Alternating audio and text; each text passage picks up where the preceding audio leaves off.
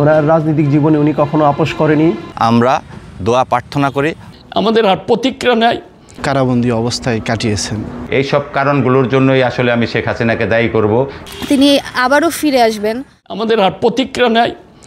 আমরা আল্লাহর কাছে কায়মনা বাক্যে প্রার্থনা করতে চাই, হে আল্লাহ পরওয়ারদিগার, তুমি দেশ এবং জাতির কথা চিন্তা ভাবনা করে তুমি আমাদের দেশনেত্রীকে সুস্থ করে দাও।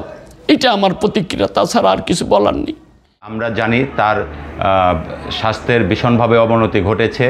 তা আমরা এমত অবস্থায় তৃণমূল পর্যায় থেকে প্রত্যেকটা মসজিদ, মাদ্রাসা এবং এতিমখানা সহ দলীয়ভাবে তার জন্য কোরআন খতম এবং দোয়ার আয়োজন করে যাচ্ছি এবং আমরা এই কর্মসূচিগুলো পালন করে যাচ্ছি।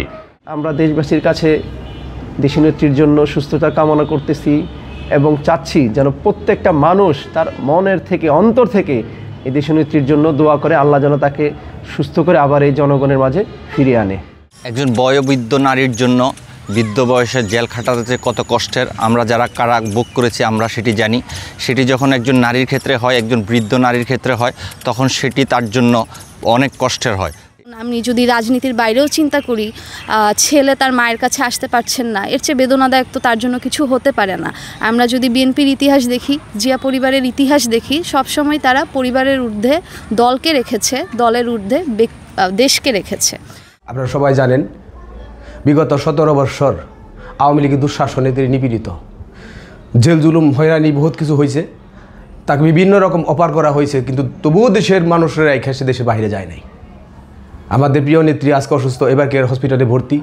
আমি শুধু একটা কথাই বলতে চাই যে দেশের জনগণের কাছে দোয়া চাই, আল্লাহ পাক যেন তাকে সুস্থ করে আবার আমাদের মাঝে ফিরিয়ে আনে। আমি একজন নগণ্য ছাত্রনেতা হিসেবে আপনাদের কাছে অকুল আবেদন জানাই, আমার মা দেশনেত্রী বেগম খালেদা জিয়ার জন্য আপনারা দোয়া করবেন।